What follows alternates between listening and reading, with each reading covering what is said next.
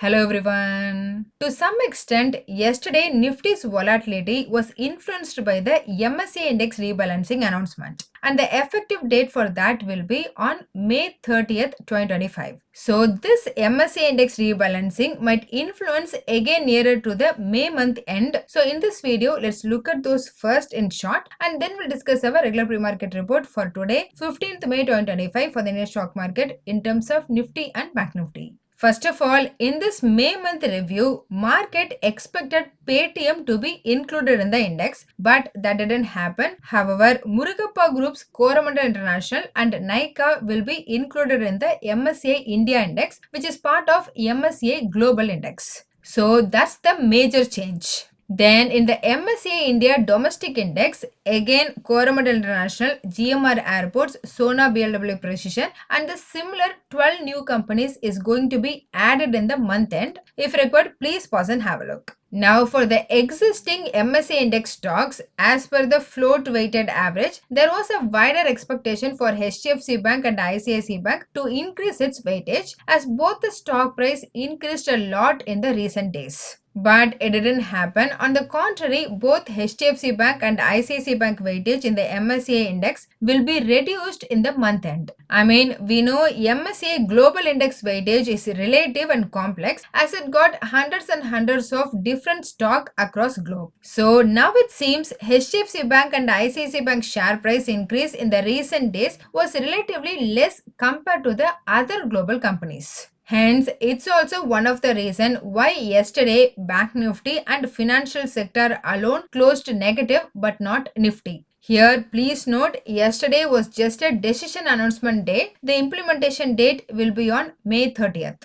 Other than that, sector-wise, 10 out of 13 major sectors closed positive. And even if you see the overall market, it was very much quite positive. The advanced decline ratio was massive 4:1. So those were the takeaways from yesterday's Indian market. Coming to US market, there was no major macroeconomic data was scheduled to release. However, a lot of Fed FOMC members kind of echoed the same remarks. Like they were happy for the inflation as it dropped near to the 2% target, but however, they were concerned about the impact of tariff kind of. So US market was very calm. But on the tech side, there was a report released by Bloomberg that Trump in his recent visit to Middle East, it's expected that Trump going to cut the deal with UAE and Saudi for multiple billions worth of AI chip, which in turn made all the semiconductor stocks to rally 3 to 4% and which in turn helped the Nasdaq to close positive for the 6th straight session. However, for the second day in a row, Dow Jones alone closed negative 0.2%, S&P 500 closed near flat, whereas Nasdaq increased 0.72%. In case of VIX, it increased marginally, so moved from 18.2 to 18.6. Then about oil, unexpectedly, the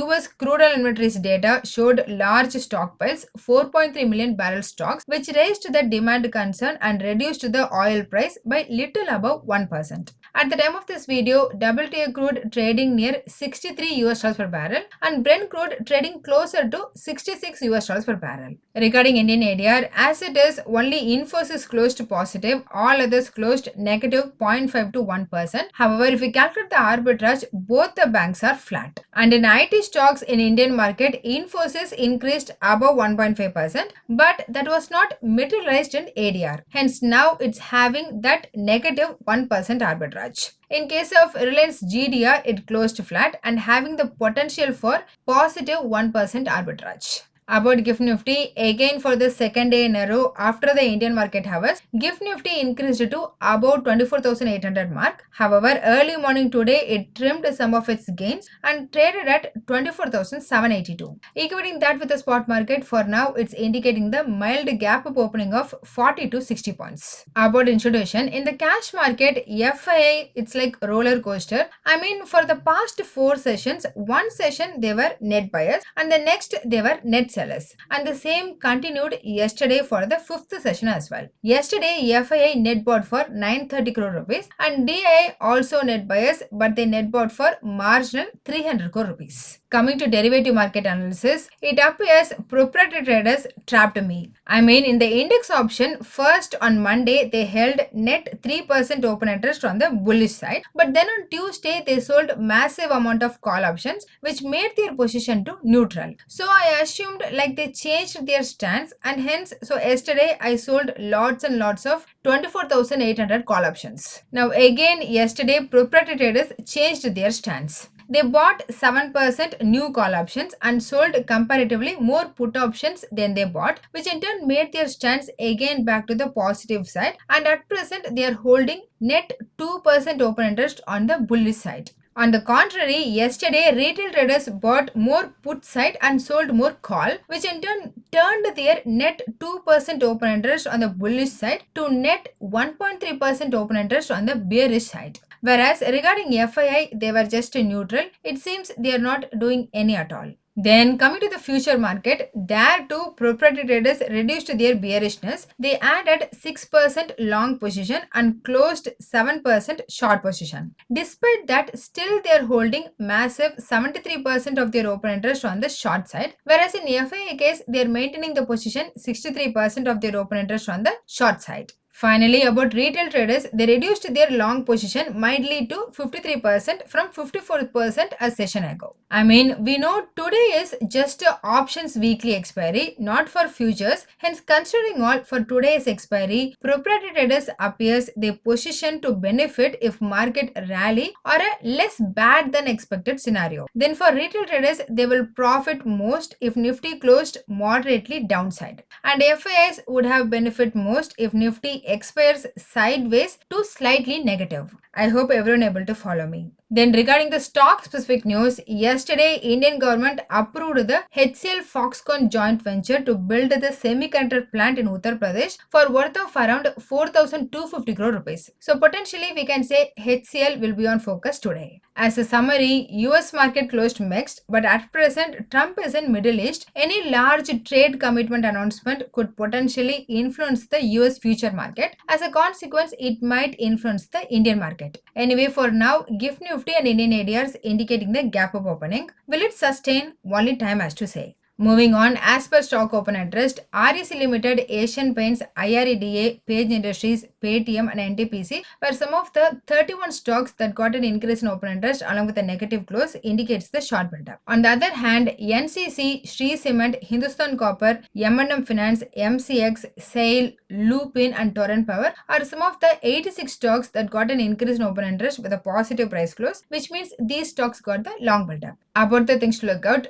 today JSW Energy, PB Fintech, Patanjali Foods, About India, Tube Investment and Page Industries are some of the major stocks out of 129 companies that scheduled to release their quarterly earnings. Then about macro, during our market hours around 11:30 pm, lots of UK related macro such as GDP growth rate, trade balance, industrial production is due. And for Euro, Germany's wholesale inflation and French consumer inflation is scheduled to release between 11:30 am to 12:30 pm. Then around 2:30 pm, whole Eurozone GDP growth rate is due. And in the aftermarket hours for US, retail sales data for April month, weekly jobs data, Philadelphia Fed Manufacturing Index and very important Fed Chairman speech are some of the items we need to keep an eye out today. Coming to technical, Nifty opened 30 points gap up about 24,600 and stayed positive for most of the session with significant volatility and closed above 24,650. Thus on the daily chart, Nifty formed a bullish candle with both upper and lower shadow, which again indicating its volatility. Then technically it continued to trade well above all key moving averages and it also successfully defended the